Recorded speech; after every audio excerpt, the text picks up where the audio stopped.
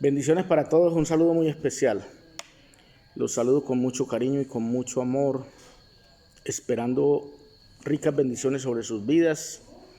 Muy agradecido por los que están ingresando al canal, se están suscribiendo y que les puede llegar algunas enseñanzas que hemos montado en el canal y también algunos videos dramatizados de enseñanzas de Jesús. Quiero también saludar a mi familia Jiménez donde quiera que se encuentre. Para mí es motivo de gozo saber que algunos de ustedes, si no la gran mayoría quizá, podemos vernos por acá. Así que les deseo muchas ricas bendiciones para todos y que ojalá alguna palabra que yo hable sea de bendición en su vida, en su hogar y en su familia. Quiero compartirles una palabra. Quiero relacionar hoy, hablar acerca de la importancia del nuevo pacto. Porque cuando hablamos del nuevo pacto, debemos aceptar o reconocer que muchos de nosotros quizá no lo entendemos. Muchos de nosotros quizá pensamos que no hay necesidad. O sea, yo ya conozco la Biblia de pasta a pasta, conozco la teología, etcétera. La verdad que muchas veces nos han hablado de muchas cosas de la Biblia que son muy importantes. La Biblia nos ha enseñado muchas cosas. De hecho, aquí tenemos la palabra de Dios, que desde acá hasta acá es inspirada por Dios y útil para enseñar, corregir, redarguir e instruir en justicia, a fin de que el hombre de Dios sea perfecto y enteramente preparado para la buena obra. Es decir, la Biblia, la función que quiere cumplir es darnos formación, darnos enseñanza. Pero debemos entender que en la Biblia hay enseñanzas directamente para cada uno de nosotros. Hay enseñanzas directamente para el pueblo de Israel. Y podríamos decir, pero es que es el pueblo de Dios allá y el pueblo de Dios hoy, excepto. Por eso, para entenderla y para comprender lo que es el nuevo pacto, debemos entender que a través del nuevo pacto es que Dios se relaciona con usted y conmigo. Porque en el antiguo pacto, Dios dice que Él siente que ese pacto fue menospreciado por su pueblo. Jeremías 31, pasaje muy conocido que, por cierto, yo hablo mucho de él y me gusta hablar de ese tema porque aquí lo dice. Escucha lo que dice. Desde el verso 27 de Jeremías 31 dice: He aquí, vienen días, dice Jehová, en que sembraré la casa de Israel y la casa de Judá de simiente de hombre y de simiente de animal. Y así como tuve cuidado de ellos para arrancar y derribar y trastornar y perder y afligir, tendré cuidado de ellos para edificar y plantar, dice el Señor. En aquellos días no dirán más los pobres, comieron las uvas. Escuche, ya no dirán más los padres, eso dice el texto. Los padres comieron las uvas, ¿sí? Y los dientes de todo hombre que comiere las uvas agrias tendrán la dentera. Ese era el tiempo cuando era ojo por ojo y diente por diente. Lo que hacía el papá era castigado en la cuarta generación de los que aborrecían al Señor.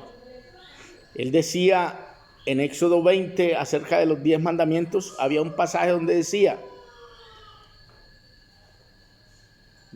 yo visito la maldad de los padres sobre los hijos hasta la tercera y cuarta generación de los que me aborrecen. Es decir, que Dios le cobraba la culpa de los padres, se los cobraba a los nietos o a los tataranietos. Eso era lo que estaba.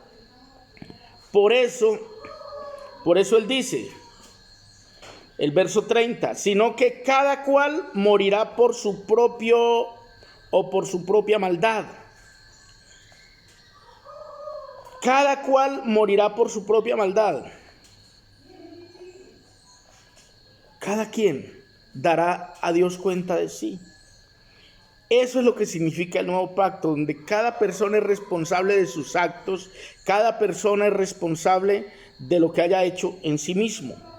Y no tendrá que pagar ni su hijo, ni su nieto, ni su tataranieto, porque cada uno dará a Dios cuenta de sí.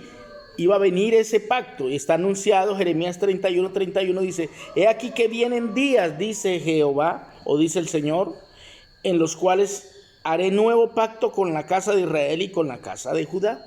Está anunciado, y explica: no como el pacto que hice con sus padres el día que tomé su mano para sacarlos de la tierra de Egipto, porque ellos invalidaron mi pacto, aunque fui yo un marido para ellos, dice el Señor. Pero este es el pacto que haré con la casa de Israel después de aquellos días, dice el Señor. Pondré mis leyes en su mente y las escribiré en su corazón, y yo seré a ellos por Dios y ellos me serán por pueblo. Una profecía en la cual se está anunciando que iba a haber un nuevo pacto en el cual ya Dios iba a tratar directamente con cada uno. Ya no iba a cobrar lo que hicieran los tataranietos, es decir, lo que llama maldición generacional, que se habla tanto en el antiguo pacto. Ahora cada quien decide ser bendecido o no ser bendecido. La bendición está ahí. Ahora bien, ¿por qué yo hablo tanto de esto? Hay gente que se pregunta: ¿por qué siempre pacto, nuevo pacto?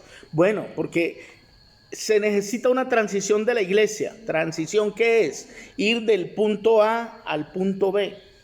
La iglesia está demorada para transicionar al nuevo pacto. Está demorada para asimilar la enseñanza del tiempo que estamos viviendo. En el tiempo que estamos viviendo es la enseñanza del reino presente de Cristo. ¿Cómo así? Sí, el reino evidente de Cristo, el reino que se clama en el Padre Nuestro durante el tiempo que Cristo enseña a orar a sus discípulos. Les dice: ustedes cuando oren digan: Padre nuestro que estás en el cielo, santificado sea tu nombre, venga a nosotros tu reino. Se está pidiendo que venga el reino. Eso es para desarrollarlo durante el nuevo pacto.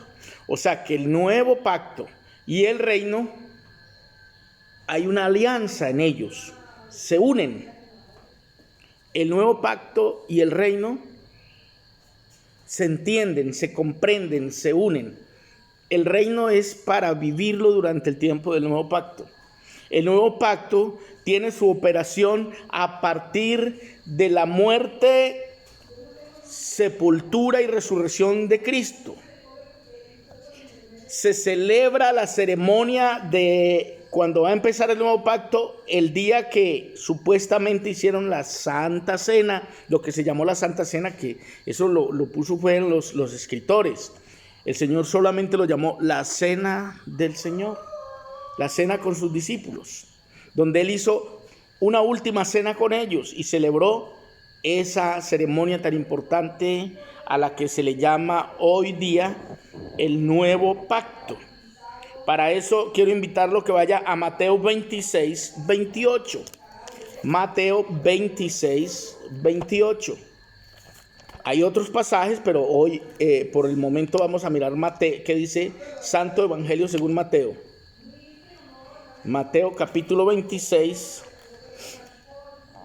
el verso 28. Dice: porque esto es mi sangre del nuevo pacto. ¿Cuál nuevo pacto? El que se había pronunciado en Jeremías 31. Esto es mi sangre del nuevo pacto, que por muchos es derramada para remisión de los pecados. La sangre del nuevo pacto fue derramada para remisión de los pecados de todos los que creyeron en él. Eso lo celebró Jesús en la cena. ¿Qué está celebrando? El nuevo pacto. Celebra la nueva alianza profetizada en Jeremías 31:31. Y hoy yo quiero decirle, porque mucha gente dice, bueno, ¿y por qué hablan tanto del nuevo pacto? ¿Cuándo empezó? Empezó ese día que se celebró la cena del Señor. Ese día empezó a regir el nuevo pacto. Ahora, si no hubiera habido muerte del testador, del que hizo el testamento, donde iba a empezar el nuevo pacto, pues el nuevo testamento o el pacto no tendría vigencia. Porque la Biblia dice que donde hay muerte del testador, donde se habla de un nuevo pacto, es necesario que haya muerte del testador para que se efectúe el Nuevo Testamento. La segunda parte de la Biblia que nosotros leemos de Malaquías hacia adelante, o sea, Mateo, Marcos, Lucas, Juan, Hechos, Romanos, Gálatas, Efesios y todas las demás cartas de Pablo, son lo que conocemos como el Nuevo Testamento. Nuevo Testamento. ¿Por qué se le llama Nuevo Testamento? Porque el que dejó ese testamento dio su vida, murió en la cruz del Calvario, para que ese testamento tuviera vigencia.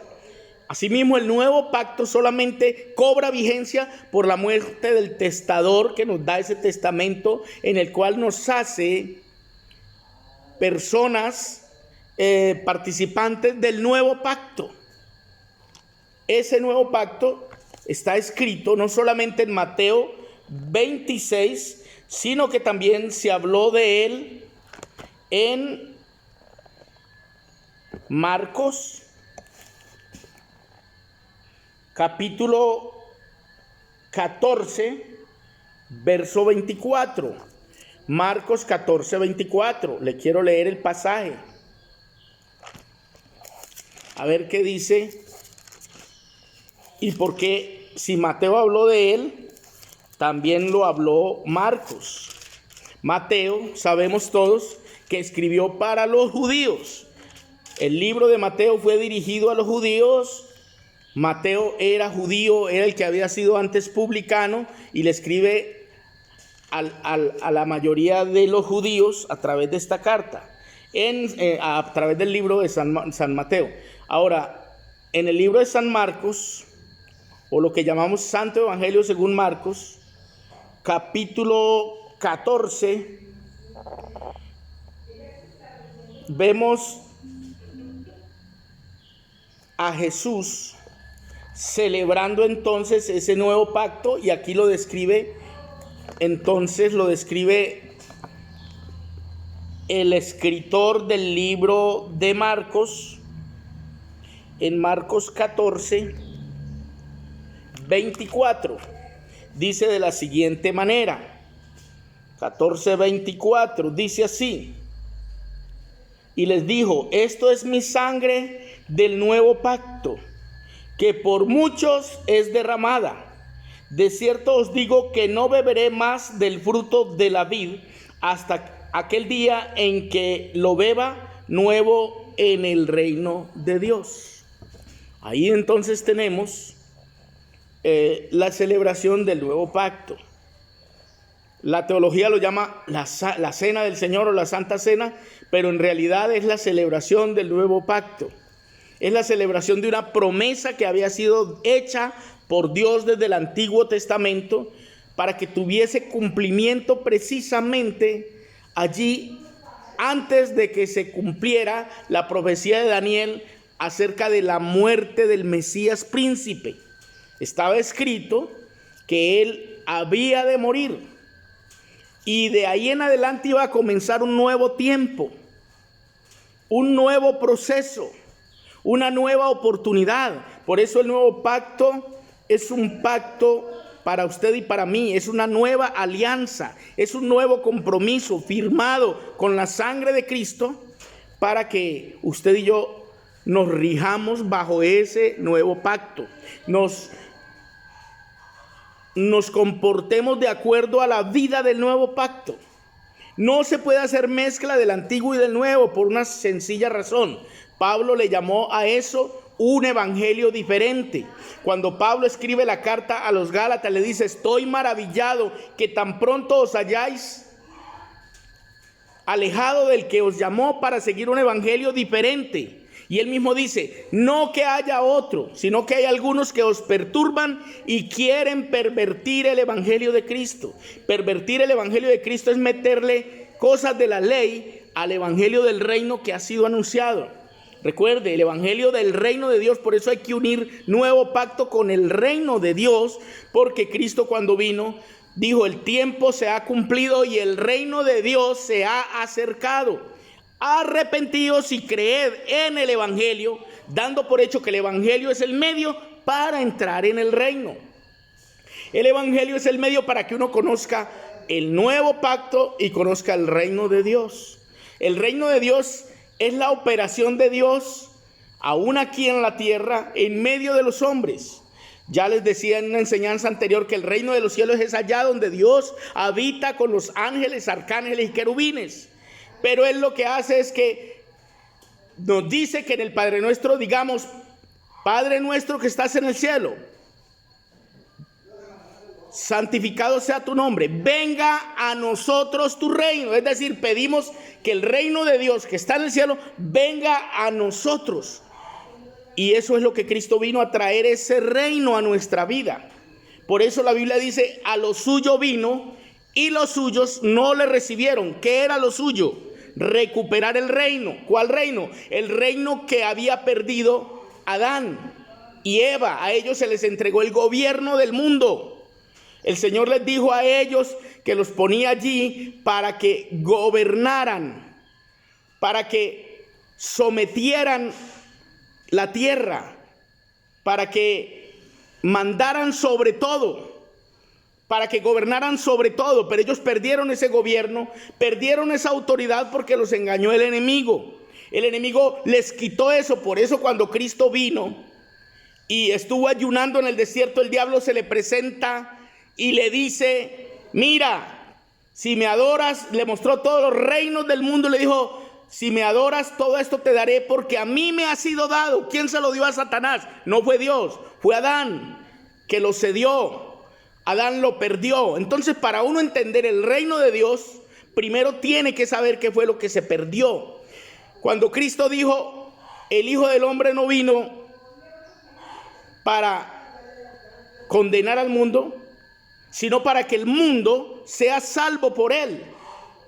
Él dijo, yo vine a buscar y a salvar lo que se había perdido, no los, sino lo que se había perdido. ¿Qué era lo que se había perdido? El reino de Dios.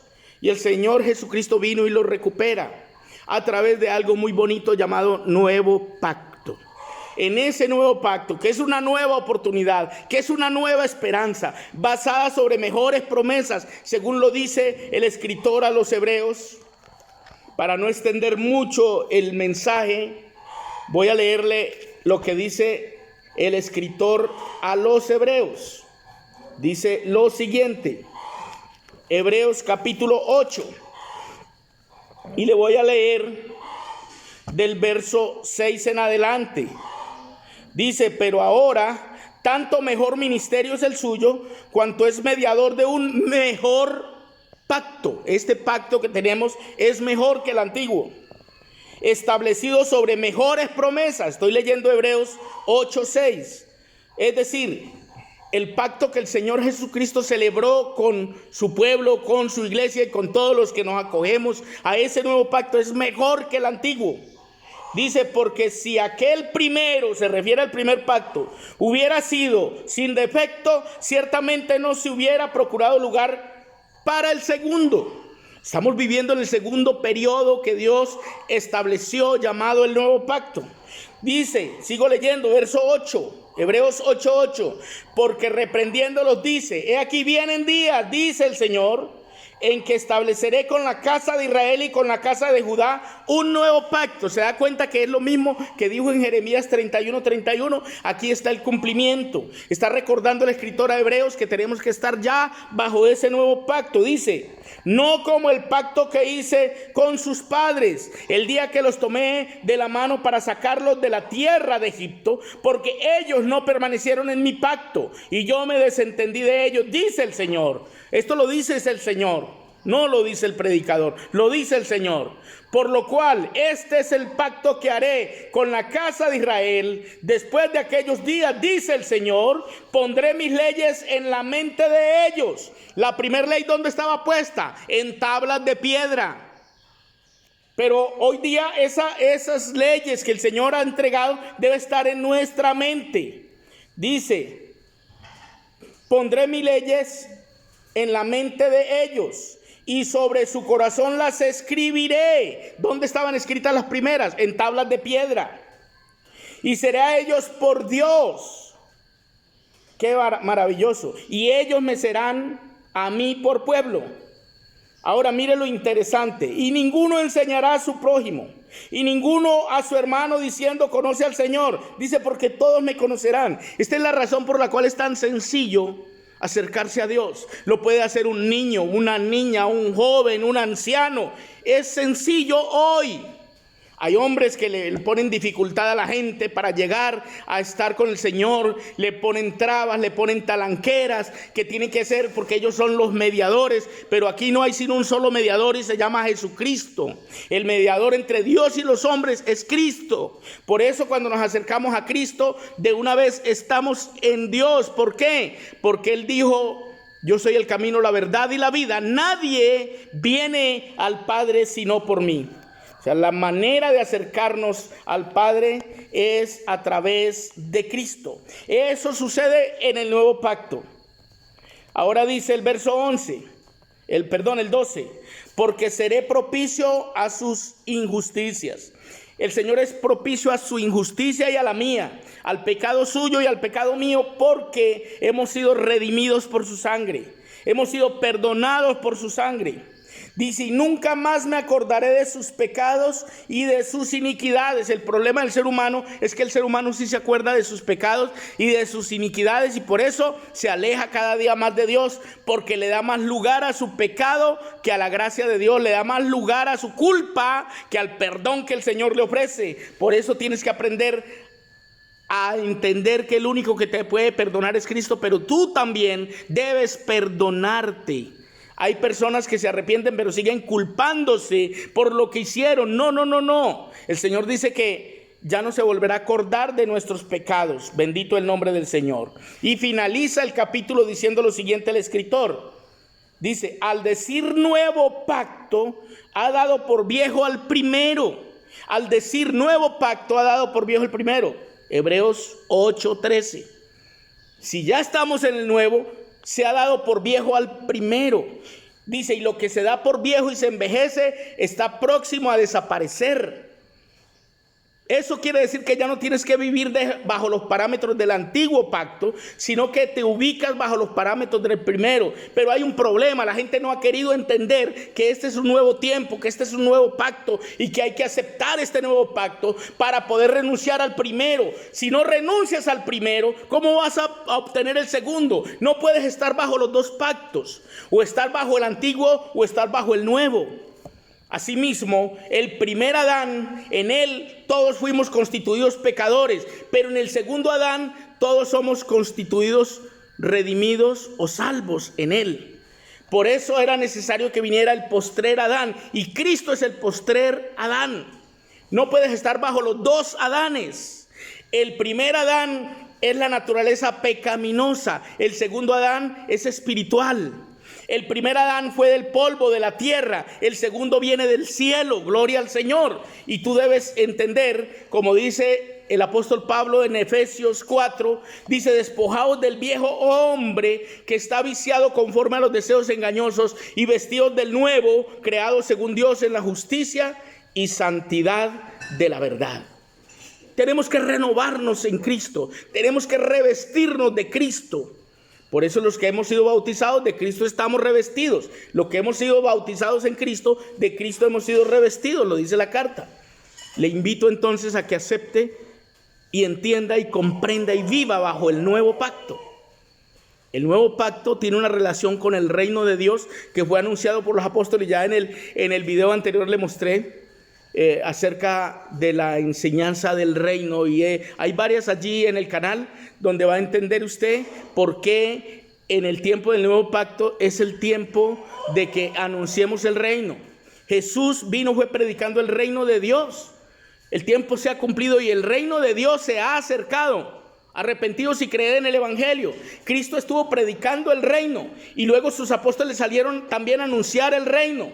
En esa enseñanza anterior a esta usted va a encontrar cómo los apóstoles predicaron el reino. Pablo anunció el reino. Los discípulos iban por todo el mundo anunciando el reino de Dios. ¿En qué momento nos dejaron solo el evangelio sin el reino? Nos quitaron el reino y nos dejaron solo el evangelio. No es malo, es buenísimo. Pero sería muy bueno si no desligáramos el evangelio del reino, porque lo que se predicó fue el evangelio del reino de Dios. Porque Dios quiere a través del evangelio entrar a reinar en la vida suya y en la vida mía, en la mente suya y en la mente mía, en el hogar suyo y en el hogar mío, y llenar la tierra de gente que entienda el concepto del reino de Dios. Usted me dirá, bueno, pero yo estoy esperando el reinado de cuando el Señor venga a reinar. Sí, seguramente va a venir. Usted y yo no vamos a estar ahí en la vida que tenemos hoy. Tendríamos que resucitar y regresar, y no es que yo no lo dude, yo lo creo, pero por ahora, por estar esperando lo que no tenemos todavía, estamos dejando ir el reino que ahora está Cristo reinando en su vida y en mi vida, y no disfrutamos lo que tenemos. Nos pasa como el ser humano que mantiene mirando, él tiene una bicicleta pero comienza a mirar la moto del vecino, ¿sí? Y después consigue la moto pero sigue mirando el carro del vecino porque ahora quiere tener ese carro. Y luego consigue un carro y ya quiere mirar otro carro más moderno o más poderoso porque él quiere algo más. Y así hay hombres hoy día mirando a la vecina cuando tienen la esposa al lado, mirando a las mujeres en fotografías y en videos cuando tienen una esposa al lado. Es decir, el ser humano se acostumbra a mirar lo que no tiene y a sufrir por lo que no tiene y no disfruta lo que sí tiene. ¿Qué tenemos hoy? El nuevo pacto. ¿Qué tenemos? El reino de Dios en nuestras vidas. Disfrutémoslo, vivámoslo, practiquémoslo y anunciémoslo. Bendiciones para todos. Espero que esta palabra haga un clic en su vida y usted comprenda que no estamos aquí para gritar, sino que es que me emociona hablar de este tema. Nuevo pacto y reino de Dios se relacionan. Bendiciones, familia. Saludes a la familia Jiménez donde quiera que se encuentren, y muchas bendiciones para todos los que llegan al canal. Bienvenidos los que vienen. Bendiciones para todos. Les amamos en el amor del Señor Jesús.